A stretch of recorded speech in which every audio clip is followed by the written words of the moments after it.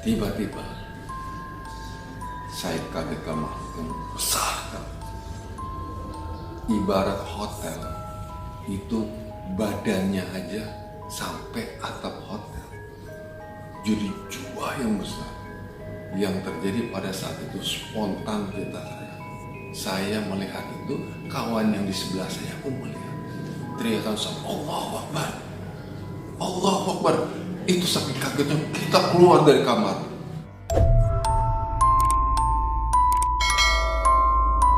Hai, kembali di channel saya. Malam ini saya mau cerita tentang cerita-cerita misteri. Ada sebuah pengalaman yang semua akan gue share di channel ini. Berbagi pengalaman tentang dunia gaib, juga dunia horor. Yang pasti kalau teman-teman yang punya rasa takut, jangan coba-coba dengerin cerita saya. Karena memang malam ini khusus orang-orang pemberani yang memang sangat ingin mengetahui dunia mistis. Nah, berawal dari cerita, malam ini gue pengen cerita kejadian pada tahun 2003, masa lampau, ketika sebuah perjalanan mistis di kaki Gunung Rinjani. Nah, tahun itu gue bersama teman-teman sekitar ada 7 orang berangkat ke Lombok, yang waktu itu gue diundang oleh pejabat daerah yang ternyata dia punya tanah dekat dengan tebing antara jurang, di mana di antara jurang itu ada sungai. Nah, yang lucunya di tebing itu ketika kita turun ke bawah itu ada sebuah gua. Nah, singkat cerita, dengan sebuah awal yang bakal gue ceritain, jangan lupa subscribe dulu, bunyiin lonceng, karena gue akan cerita yang lebih seru lagi di episode berikutnya. Oke, gue mulai. Waktu gue perjalanan awal, gue naik pesawat dengan 7 orang kawan, berdelapan termasuk gue. Kita skip sampai gue di Bali. Dari Bali naik motorboat cepat waktu itu ke arah Lombok, dan di sana sudah ditunggu sama tuan rumah yang pada waktu itu memang beliau menginginkan kita hadir karena ada sebuah perjalanan misteri yang hari ini gue nggak buka dulu, tapi perjalanan mistisnya di kaki Gunung Rinjani itu yang bakal gue cerita hari ini. Singkat cerita, gue dan kawan-kawan disambut di sana, sampailah mampir dulu ke rumahnya, kita ngopi dan sebagainya, kita skip lagi. Akhirnya kita meninjau lokasi waktu itu yang kebetulan beliau memiliki tanah area yang luas sekali yang ternyata berbatas pada tebing yang di bawahnya adalah air sungai. Kalau kita teriak mungkin suara kita jatuh, suara kita bergema, badan kita sudah jatuh. Nah, beliau menunjukkan bahwa ada sebuah gua di tebing ini, cuman harus melewati akar pohon. Jadi nggak ada tangga turun, cuman ada akar pohon besar yang cukup tua, yang kebetulan beliau memberitahu jalur jalannya. Akhirnya kita turun melalui akar besar tadi, turun sampai ke bawah. Setelah di bawah ternyata ada gua yang bentuknya kecil sekali pintunya. Jadi kalau kita mau masuk itu harus jongkok atau menundukkan ke bawah gitu loh. Tapi sebelum ketika gua masuk, ternyata gua punya perasaan bahaya kalau masuk pada saat ini. Lalu kita menghentikan untuk masuk ke gua itu, cuman kebetulan kita survei dan kita kembali ke atas tebing. Lalu berbincang-bincang dengan tuan rumah, saya menyampaikan bahwa sebaiknya masuk gua ini untuk supaya kita semua dalam keadaan sehat, selamat, dan sampai di tujuan. Untuk mengetahui isi dari gua tadi, sebaiknya setelah azan subuh. Akhirnya kita putuskan untuk kembali tuh ke tempat peristirahatan kita. Kebetulan kita diberikan sebuah penginapan hotel pada waktu itu. Orang yang berdelapan, kita menggunakan 4 kamar, jadi 1 kamar tuh berdua. Oke, kita skip. Akhirnya kita kembali ke persiapan malam hari. Waktu itu sekitar jam 12 kita dijemput di hotel karena sesuai kesepakatan malam itu kita harus masuk ke dalam gua itu setelah azan subuh. Lalu rencana kedua, setelah kita ada di dalam, keluarnya pun harus setelah azan subuh. Kenapa? Ini sebuah petunjuk misteri yang pada waktu itu didapat dari salah satu kawan gua pada waktu itu juga. Saat di kamar seperti dia dalam tertidur, ditambahkan katanya ketika keluar harus setelah azan subuh. Jadi kita punya range 24 jam tuh. Jam 5 pagi, keluarnya jam 5 pagi. Nah, persis jam 12 malam kita dijemput, diajak jalan dulu karena kebetulan dari hotel itu di daerah Lombok menuju kaki Gunung Rinjani. Ini masih kaki Gunung Rinjani sebetulnya, sekitar 1,5 jam. Akhirnya sampai di lokasi sekitar jam 2:30 karena kita perjalanan kita skip ya mampir ya makan dan sebagainya. Nah, pada saat itu kita di atas persiapan berdoa bersama. Setelah itu azan subuh berkumandang. Setelah kita sholat subuh, mulailah kita turun melalui akar yang besar sekali. Akarnya besar sekali. Ini tadi siang mungkin kita bisa melihat lika-likunya akar itu, karena kalau kita nggak survei tadi, ini sangat berbahaya. Jadi di atas tebing, di bawah sungai yang kira-kira sekitar 200 meter kedalaman. Jadi kalau kita terpleset, mungkin nyawa kita tidak terselamatkan. Akhirnya dengan pelan-pelan kita satu-satu saling bahu. Waktu itu kebetulan saya memantau di posisi belakang. Jadi dari kawan saya yang pertama itu turun lebih dahulu, kita memberikan cahaya. Setelah memberikan cahaya, semua turun. Akhirnya terakhir saya turun, mereka memberikan cahaya pada kita, pada saya waktu itu, sehingga akar yang saya pegang bisa terlihat jelas. Hasil kita selamat sampai di permukaan atau disebutnya serambinya gua. Jadi di depan gua itu ada serambi. Kalau kita turun, ini tebing, ini dasar sungai. Jadi guanya itu ada di tengah. Bayangin, rasa ketakutan kita saat turun salah. Kalau orang bilang amsyok habis. Alhamdulillah kita selamat sampai di serambinya pada waktu itu. Dan kita lihat pintu gua itu kecil, memang simbol seperti tawadu. Jadi segagahnya kita, sesombongnya kita nggak boleh di situ. Kita harus duduk tunduk. Nah, yang lucu pada saat itu, ketika saya mulai masuk, kita satu persatu ke dalam gua itu, ternyata di dalam gua itu besar sekali. Pintunya kecil.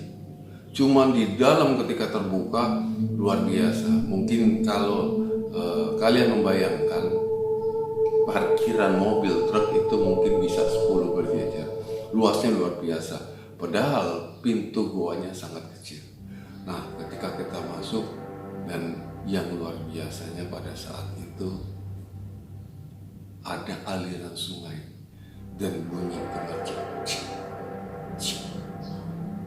Yang membuat kita kaget pada saat itu pas masuk.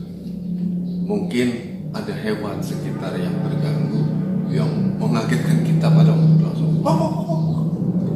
kelelawar yang begitu banyak pada waktu itu. Cuman pada saat itu masih ada rasa asik buat kita, masih menemukan sesuatu yang indah sehingga melupakan ketakutan pada saat itu, atau rasa seram, rasa khawatir tidak ada. Nah, kita terus masuk ke dalam gua, menyusuri terus dan sampai dalam. Jadi seperti ada aliran sungai di dalam gua itu. Bayangkan betapa indahnya. Jadi ada aliran pada saat itu. Akhirnya kita sepakat menancapkan obor di tiap sudut kita, dan kebetulan kita sudah mempersiapkan garam. Jadi sekitar lingkungan tempat kita berkumpul yang waktu itu untuk kita bertirakat sudah dikelilingi garam, karena kita khawatir bukan makhluk halusnya tetapi hewan buas yang kita tidak mengenalnya, salah satu yang sulit terlihat pada malam atau suasana gelap, yaitu ular. Jadi garam kita lingkarin, semua kita lingkarin batasan-batasan tempat kita berkumpul. Nah, setiap kita berjalan bergantian pasti ada yang bertahan di tempat camp, kalau bilang kita tempat, karena gua itu luas sekali. Nah, kita telusurin terus, ada sebuah bayangan hitam di ujung gua tadi. Kawan yang memiliki penglihatan yang tiba-tiba spontanitas teriak, "Astagfirullahaladzim." Saya tanya, ada apa? Dia melihat sebuah bayangan hitam ada di sudut gua. Lalu akhirnya kita beriringan. Cuman satu kawan ini nggak kuat karena dia melihat pertama kali wujud bayangan itu, dia khawatir shock. Akhirnya 2 orang menemani dia di camp tadi. Nah, kita memang siap pada waktu itu, siap dengan lahiriah dan batin, karena ketika kita masuk pada dunia gaib, kalau kita dalam keadaan siap, kita tidak ada rasa takut. Akhirnya kita maju berlima, karena yang satu orang tadi yang shock, kaget melihat makhluk yang begitu besar di sudut gua yang gelap itu, akhirnya dibawa oleh kawan dan dijaga oleh kawan. Kita berlima menyusuri. Sebelum sampai pada ujung dari gua tadi yang menyatakan bahwa ada sosok yang besar, kita sempat terhenti di situ. Ada sebuah kulit ular. Waduh, ini tanda bahaya.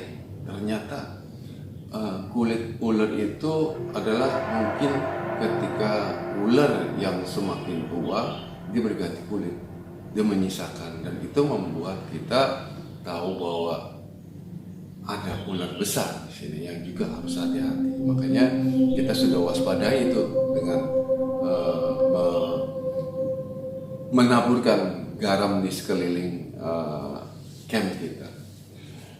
Tapi kita dengan sebuah penasaran akhirnya juga terus melanjutkan atau tidak. Kita bilang terus tapi tetap waspada, karena kita nggak tahu pada situasi gelap tadi tanda bahaya sudah terlihat, yaitu adanya sisik ular tadi yang membuat kita harus lebih berhati-hati, karena berarti di sini ada ular-ular besar atau juga tempat kediaman ular. Hari kita lanjutkan tuh perjalanan, kira-kira radius kurang lebih sekitar 100 meter, dan dari jarak pandang itu kita pelan-pelan berjalan sampai pada akhirnya satu orang dari kita terjadi kesurupan. Karena mungkin pada ketika masuk ke awal pondasi tempat ujung dari goa tadi, satu kawan kita udah mulai fisik dan batinnya melemah. Jadi berpikir tentang ular itu juga membuat ketakutan yang drop, sehingga alam lain, kekuatan lain bisa mengganggu diri kita. Akhirnya satu orang membawa pulang artinya membawa ke camp kita tempat tadi, karena kita nggak boleh masuk sebuah dimensi yang sangat besar dalam keadaan ketakutan, dan itu sangat berbahaya. Jadi kalau kalian juga menelusuri sebuah gunung dan sebagainya, kalau kalian sudah takut, lebih baik berhenti, jangan lanjutkan karena berbahaya. Nah, akhirnya tinggal kita bertiga pada waktu itu. Kita telusuri terus sampai akhirnya nih di ujung gua tadi ada sebuah batu besar, dan batu besar itu seperti tempatnya meditasi, tempatnya orang bertirakat atau mencari sebuah hal spiritual yang tinggi yang mungkin ini dilakukan oleh orang pada ratus tahun yang lalu. Karena di batu itu betul-betul tidak ada jejak bekas orang yang baru melakukan itu. Tapi yang membuat kaget pada saat itu, ternyata di belakang batu besar itu ada telur ular yang luar biasa. Saya tidak bisa membayangkan tuh telur ular yang hampir sebesar bola sepak atau seperti kepala kita. Nah, saat itulah shock yang bukan main. Akhirnya kita putuskan untuk balik karena khawatir biang ular itu ada di situ gitu, karena ada telurnya. Akhirnya kita berlari kecil balik ke arah camp pada waktu itu. Akhirnya kita fokus waktu itu tirakat di camp yang kebetulan di situ juga ada aliran sungai di dalam gua. Sampai kita menunggu jam 5 malam. Nah, beberapa kejadian saat menunggu subuh kembali, kita dihantui oleh desahan daripada desis-desis ular. Cuman kita terus tetap fokus, ini ujian supaya kita lebih kuat untuk menghadapi situasi kondisi yang terburuk. Yang pada waktu itu setiap makan pun kita rapikan, karena kalau bau makanan yang terbuka dan sebagainya itu akan bisa mengundang ular. Jadi pada saat itu hilang ketakutan mistis pada saat itu, tapi ketakutan dengan ular justru yang menjadi kekhawatiran. Nah, kita skip cerita karena pada saat itu kita cuman takut dengan situasi kondisi binatang buas. Sampai akhirnya ketemu jam waktu yang kita tentukan untuk keluar. Walhasil setelah kita bermeditasi dan saling menjaga situasi kondisi, bergantian untuk bermeditasi.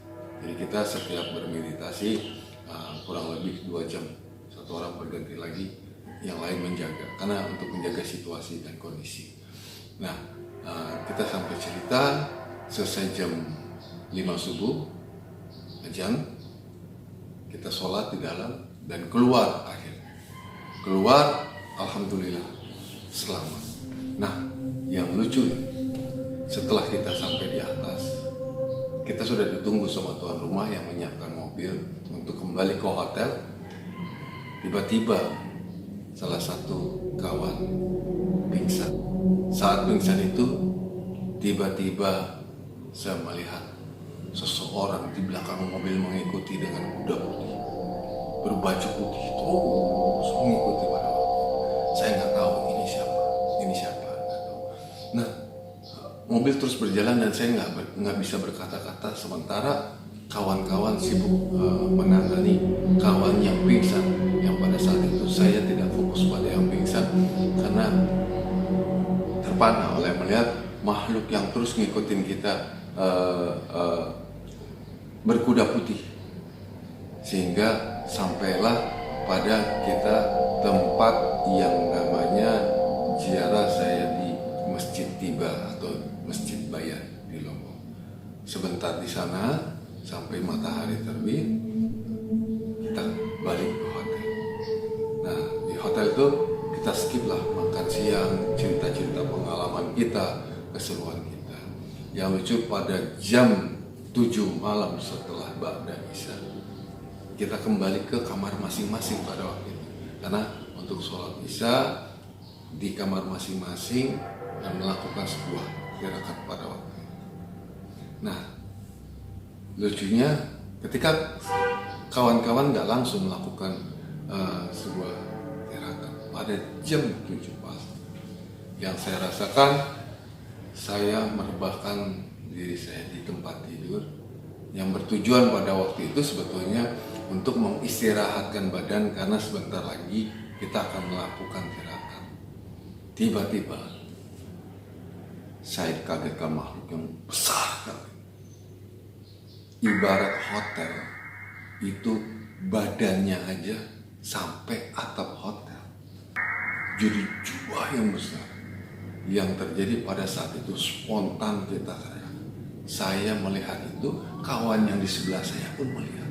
Teriakan sama Allahu Akbar, Allahu Akbar.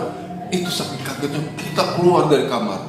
Yang ternyata kamar sebelah saya, teman-teman yang 3 kamar berikutnya itu pun terjadi hal yang sama, keluar bareng. Nah, di situ akhirnya kita kumpul di tepi kolam renang pada saat itu, menceritakan ada apa tadi, gitu kan.